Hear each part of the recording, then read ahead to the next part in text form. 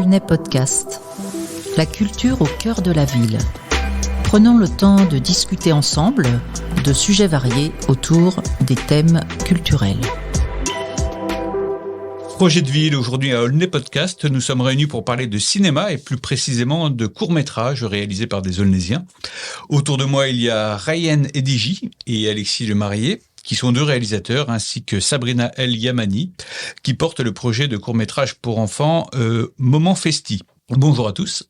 Bonjour. Bonjour. Je vous propose pour commencer de faire un rapide tour de table et de vous présenter. Ryan, d'abord, quel est votre parcours et qu'est-ce qui vous a motivé à devenir réalisateur ? Le cinéma, c'est une passion pour moi depuis tout petit. Alors à la base, je savais pas forcément que c'est ce que je voulais faire comme métier, mais j'ai découvert ça en fait en tant que passion, dans le sens où je liais toujours la vidéo à mes activités. Donc lorsque je faisais des jeux avec mes amis, je voulais toujours filmer ce qu'on faisait, etc. Et au fur et à mesure des années, je me suis dit, en fait, je lis toujours la vidéo à ce que je fais. Peut-être que c'est vraiment ça le fond de la chose que j'ai envie de faire. Du coup, j'ai commencé à me professionnaliser, entre guillemets, commencer à réaliser des courts-métrages avec des amis, louer une petite caméra à droite à gauche. Et au fur et à mesure des années, je me professionnalise encore jusqu'à aujourd'hui, quoi.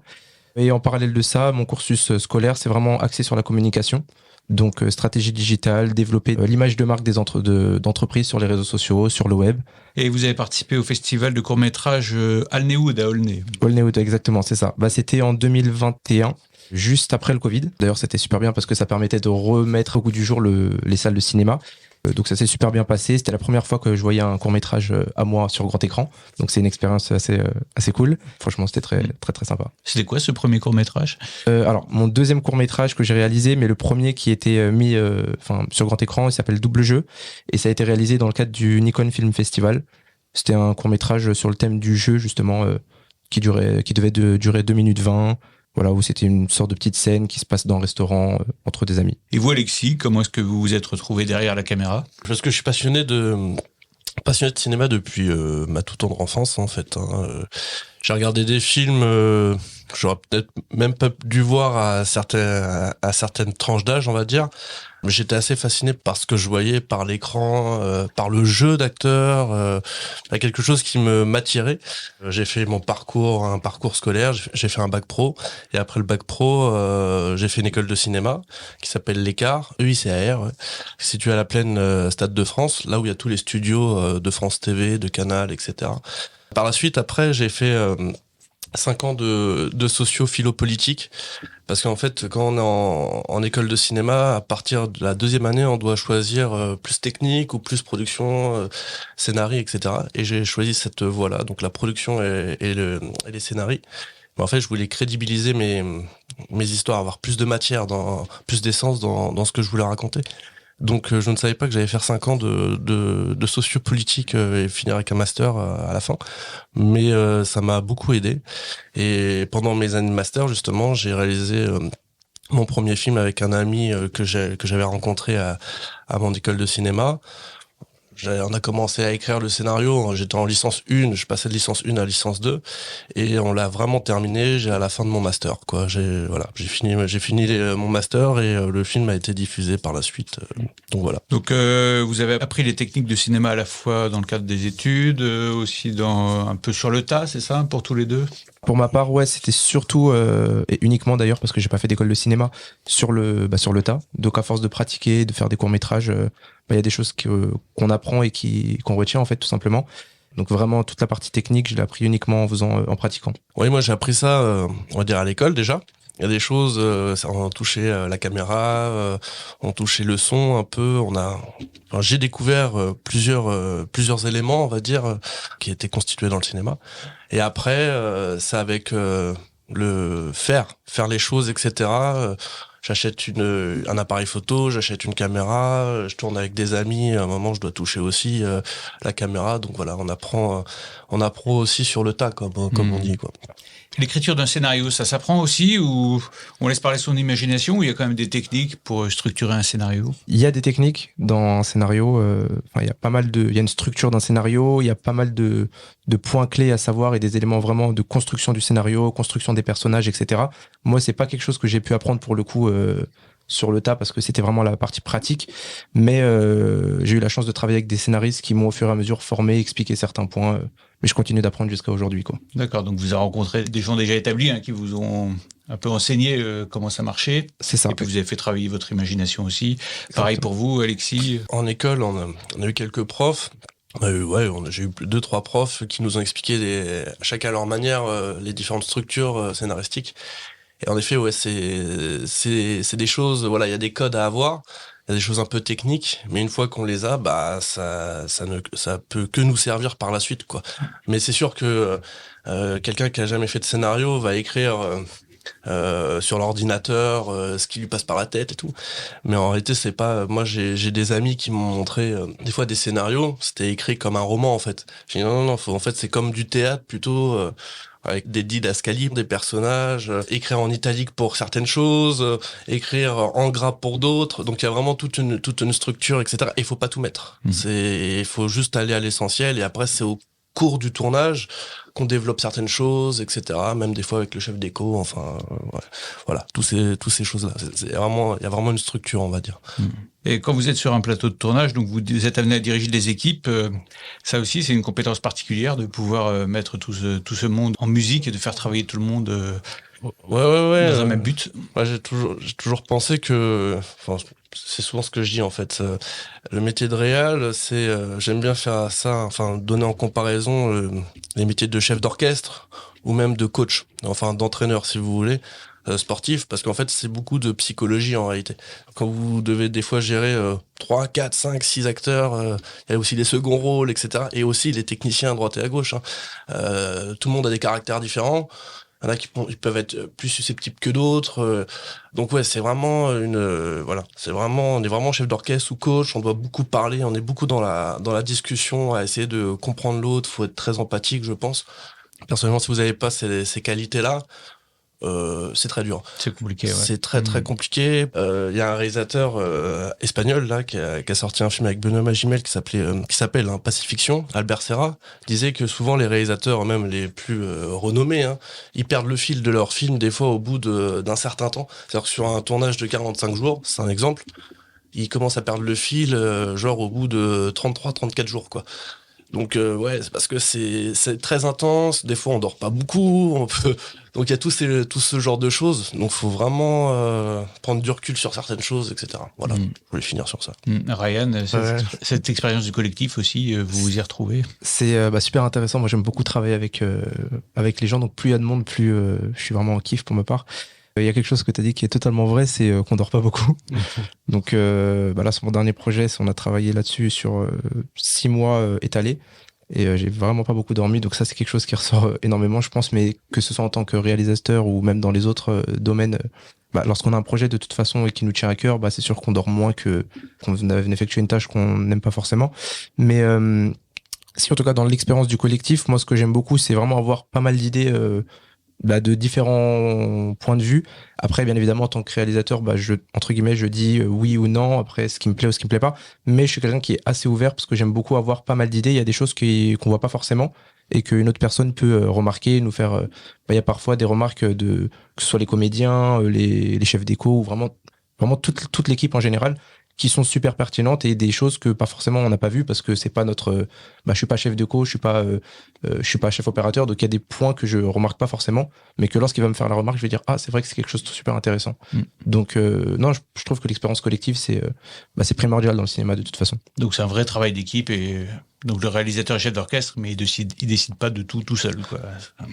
Il décide pas de tout seul et à la fois il décide dans le sens où c'est son idée artistiquement parlant, pardon, mais c'est vrai qu'il est vraiment accompagné par énormément de monde et souvent on l'oublie entre guillemets lorsqu'il y a des gros festivals et tout, on récompense les postes clés, mais on a tendance à oublier parfois qu'il y a énormément de monde autour et que ce qu'on sait pas en amont, entre guillemets de l'autre côté de la partie, pardon, si on peut dire ça comme ça, c'est qu'il y a beaucoup d'idées ou beaucoup de choses qui se font pas forcément par le réalisateur et qu'en fait on attribue au réalisateur une fois que le film est sorti, quoi. Sinon, vous êtes tous les deux de jeunes réalisateurs et en tant que jeune réalisateur, je voulais vous demander quelles sont les principales difficultés auxquelles vous pouvez être confronter.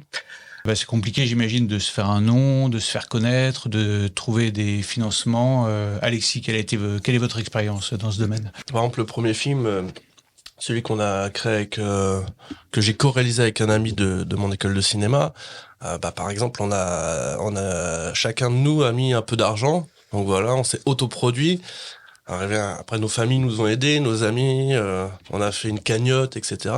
Je crois que le premier film, on est arrivé à 12 000 euros à peu près pour un moyen métrage, parce qu'il dure une demi-heure. J'avoue qu'on a été sur le coup un peu ambitieux, je dirais avec du recul. Mais oui, c'est de se faire connaître. Et en fait, c'est on peut avoir les meilleures idées du monde. Il y a plein de gens qui doivent être très talentueux, etc. Mais tant qu'ils n'ont pas le réseau, c'est surtout une question de réseautage, hein. Le réseau ou les bonnes personnes qui peuvent vous accompagner, ouais, c'est pas toujours très évident. Et beaucoup de com aussi. Il faudrait avoir des fois un peu chargé de com ou quoi que ce soit, quelqu'un qui nous communique sur les réseaux sociaux, etc. Et ça, c'est pas toujours très évident quoi à faire. Et vous, Ryan, les difficultés? Alors la difficulté, il y en a partout. Il y en a de tout type. Principalement, c'est vrai qu'il y a la question de l'argent qui revient très souvent, surtout lorsqu'on commence en fait, et qu'on n'est pas forcément connu, parce que c'est vrai qu'un nom apporte souvent des financements qu'on peut pas avoir lorsqu'on est entre guillemets pas encore connu dans le milieu. Oui, il y a cette question-là d'argent. Il y a aussi la question de se faire écouter par les équipes, comme on disait tout à l'heure, parce que pareil, encore une fois, on n'a pas forcément énormément d'expérience et qu'on arrive avec une équipe de 50 personnes qui, eux, travaillent sur des longs métrages avec des grands réalisateurs et tout, se faire écouter par ces personnes-là aussi, c'est pas forcément simple. Bon, ça se fait super bien, hein, mais voilà, au fur et à mesure, on apprend aussi. Moi, pour ma part, ça a été beaucoup aussi de la préparation. On rencontre beaucoup de problèmes aussi dans la préparation, dans la recherche de lieux, dans le travail aussi avec les comédiens. J'ai toujours eu de la chance, mes comédiens ont été super, mais c'est vrai qu'il y a, comme il disait tout à l'heure, il y a vraiment des comédiens de toutes. Chacun a son comportement, sa façon d'être, et parfois, il faut s'adapter avec certaines personnes. Mais non, sinon, dans l'ensemble, ça le fait au fur et à mesure du temps, quoi. Donc il faut de la patience aussi. Il faut de la patience et de la passion. Et de la passion.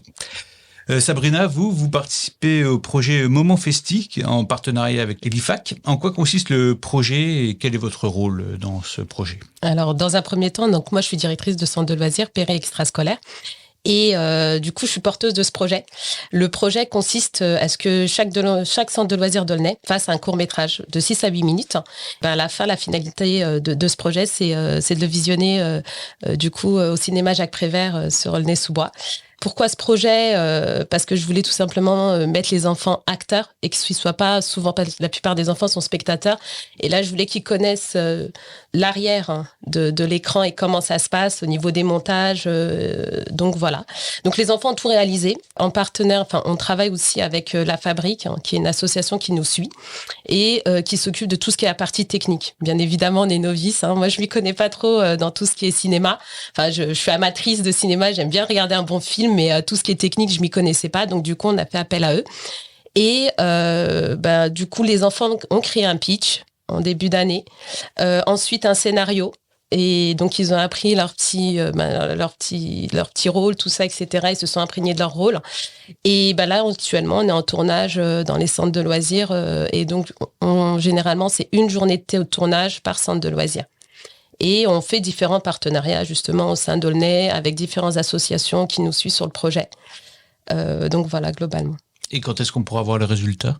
Alors, la finalité, c'est le 17 juin. On va faire un mini festival de Cannes-sur-Aulnay à Jacques Prévert en après-midi. Et du coup, tenue de soirée exigée, tout ce qui est paillettes. Et là, c'est moi, ça me concerne parce que c'est ce qui me plaît.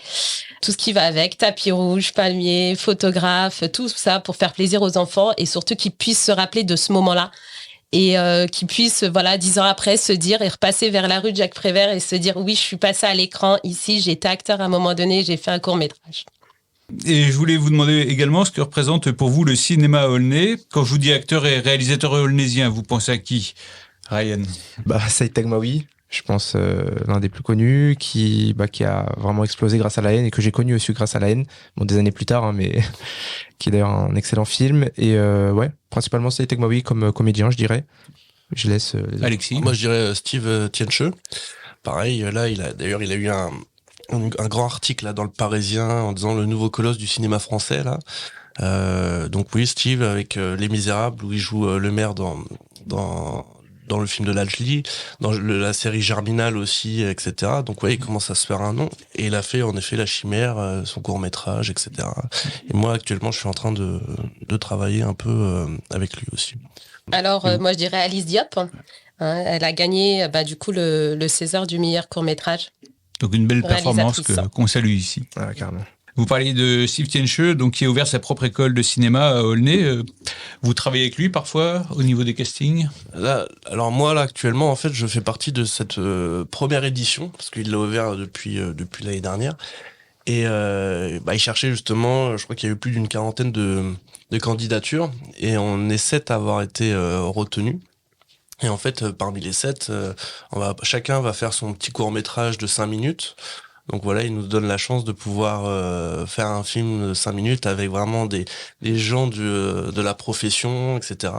Donc c'est plutôt jouissif, si je puis dire.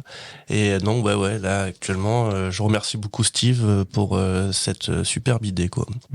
Vous, Ryan, vous avez fini de tourner Un Job en or, une comédie d'action qui se déroule entre Paris et Los Angeles et dont on a d'ailleurs parlé dans le dernier numéro d'Oxygène. Quelle est l'histoire ? Alors l'histoire est simple, c'est 2 amis parisiens qui en fait en ont marre de leur routine et du métro boulot dodo entre guillemets et qui rêvent justement de changer de vie et donc pour ça ils partent à Los Angeles et ils dégotent entre guillemets un job, un métier là-bas sur place, c'est testeur d'hôtel. Donc testeur d'hôtel de luxe. Donc en fait ils sont logés, nourris, payés des fortunes pour en fait faire leur job. Le métier en question consiste à tester des hôtels, donc vérifier que les hôtels sont aux normes, qu'il y a bien une caméra de sécurité à tel endroit, etc. En contrepartie de remplir des fiches. Sauf qu'en fait, le job cache en réalité quelque chose de bien plus sombre, si on peut dire ça. On n'en dira pas plus sur l'intrigue. On n'en dira pas plus, exactement. Au niveau du casting, il y a quelques noms connus, d'après ce que j'ai pu voir. C'est ça, il y a Michel Biel, donc, qui a été, je crois, révélé dans Scam France, et ensuite qui a joué il y a quelques années dans Dunkerque, de Christopher Nolan. Il y a Anton Cizaruk, que je connaissais pas et qui est en train de monter petit à petit. Là, il a tourné dans une série Netflix qui devrait sortir cette année. Il y a Wassini Embarek, qui a joué dans Athéna l'année dernière, qui a fait un carton également sur Netflix. Et aussi Anne Serra, qui a joué dans Le Lion, dans Balle perdue 2, également sur Netflix. Donc, une petite team Netflix, quoi. Vous allez le présenter à des festivals ? Ouais, alors on l'a envoyé, nous, à Cannes. Donc, on attend la réponse qui devrait pas tarder, normalement. Et on compte aussi l'envoyer dans pas mal de festivals, notamment Venise, Berlin, Toronto, etc. Et le grand public peut donc espérer le voir à partir de quand ? C'est une très bonne question. Alors, soit, je pense plus à la rentrée, donc entre septembre et octobre, une fois qu'il aura pu faire déjà quelques festivals. Et on est en train de voir aussi de discuter avec un diffuseur, donc notamment Canal+, pour voir s'il peut être disponible directement là-dessus. D'accord, donc dans les mois à venir, quoi. Dans les mois à venir, c'est ça. Alexis, vous avez une actualité bien chargée puisque vous allez tourner le court-métrage Pouilleux. Qu'est-ce qu'il raconte ? Alors ouais, Pouilleux, ça justement, c'est une histoire un scénario qui a été créé suite à ma candidature avec la première édition de l'association de Steve Tienche, que je remercie. Et ça raconte justement des amis qui se réunissent un soir pour passer du temps ensemble et ils vont faire un jeu qui est le Pouilleux Massacreur, pour ceux qui connaissent. Sauf que c'est un Pouilleux version hardcore un peu parce que la personne qui perdra dans mon film aura très mal à la main. Voilà. Et ça sera vraiment un court-métrage très visuel en fait. Cinéma de genre, il y a très peu de dialogue. J'avais commencé à écrire des dialogues dans le scénario et en fait en parlant avec la directrice de prod et avec le chef opérateur qui sera aussi cadreur, en fait on s'est rendu compte qu'on pourrait vraiment faire un film avec juste les sons, par exemple de la cigarette qui se consume ou la chaise qui grince ou l'horloge le son de l'horloge et tout. Et donc voilà, on part sur un truc comme ça très visuel. Voilà pour Pouilleux, c'est ça. Et où est-ce que vous allez le tourner ? À Aulnay, chez mes parents, parce qu'ils ont une maison assez cinématographique. Et donc voilà, ils ont bien accepté, ils ont bien voulu que leur fils fasse 2 jours de tournage chez eux. Donc je leur remercie. Et un autre de vos projets, c'est le clip Paranoia de l'artiste urbain contemporain Jacken. Ouais. Vous pouvez nous résumer la teneur du projet ? Pareil, je rencontre Jacken, etc. Il veut faire un clip avec un peu plus d'envergure, si je puis dire, que les clips qu'il faisait jusqu'à maintenant, qu'on peut retrouver sur YouTube. Et en fait, j'écoute le morceau plusieurs fois, Paranoia. Et en fait, il est guyanais, donc un continent français. La Guyane reste la France. Sauf que j'essaye de mettre un esprit, un aspect un petit peu politique sur ce qui se passe aujourd'hui avec la montée aussi des extrêmes, etc. et notamment le retour un peu du Rassemblement national. Et voilà, je voulais justement jouer sur le côté binationalité entre le fait qu'il soit français mais qu'il n'est pas reconnu tel dans la France métropolitaine, en ville, etc. Donc voilà, le clip jouera sur cette ambiguïté un petit peu. Votre travail, on peut le voir sur YouTube. Ouais, exactement. Sur YouTube, en me cherchant moi, Alexis Lemarie, vous pourrez trouver. Après, au pire, je donnerai aussi mon Instagram parce qu'il y a les liens des différents projets que j'ai fait. Donc voilà. Et là, c'est une question pour Ryan et Alexis, pour tous les deux. Je me demandais, est-ce que vous êtes déjà intervenu auprès de scolaires, d'enfants, pour expliquer votre métier ?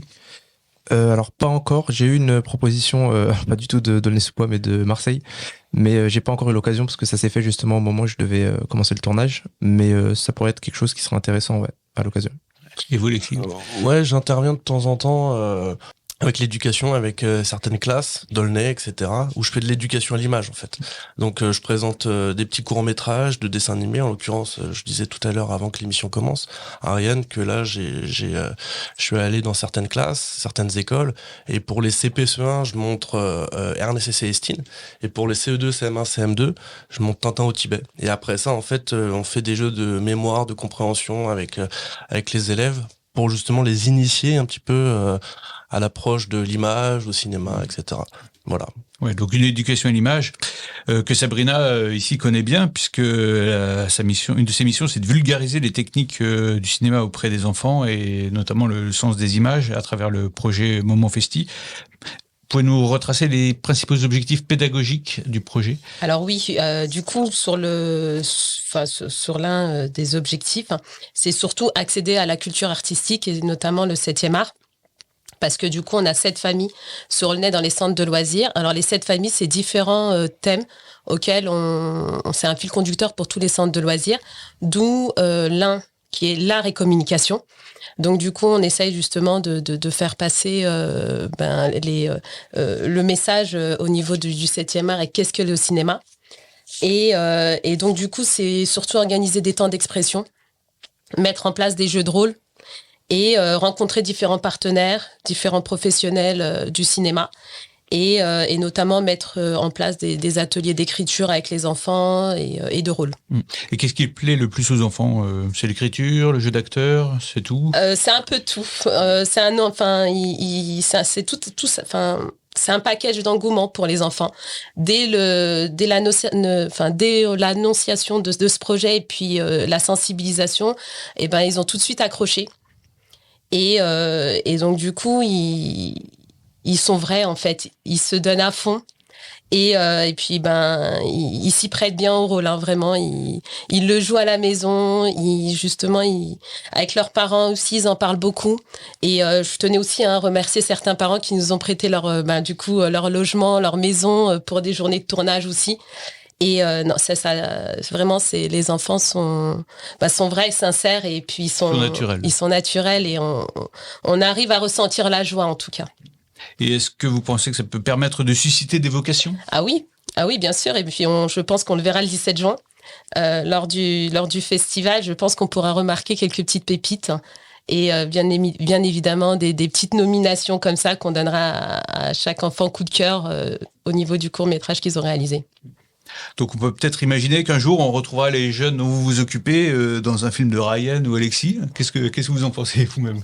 Et pourquoi pas ? Vous seriez prêt bien sûr. À recruter des Aulnaysiens vraiment ? Ouais, c'est quelque chose qu'on en avait déjà parlé avec un ami justement qui lui aussi est comédien mais bon dans une autre ville, et justement qui me disait que il trouve que en général dans les villes, c'est vrai que les réalisateurs font appel souvent à des personnes extérieures de la ville où ils habitent, alors qu'il y a des pépites partout, comme on peut le voir dans toutes les villes, quoi. Donc c'est vrai que ça peut être cool de faire des projets avec des personnes de sa propre ville. Ça peut être super sympa. Puis il faut former les nouvelles générations, pour qu'il y ait une nouvelle génération de cinéastes, d'acteurs aulnésiens. Complètement, je suis d'accord. Totalement d'accord. Et est-ce qu'il y a des partenaires en particulier que vous souhaitez remercier ?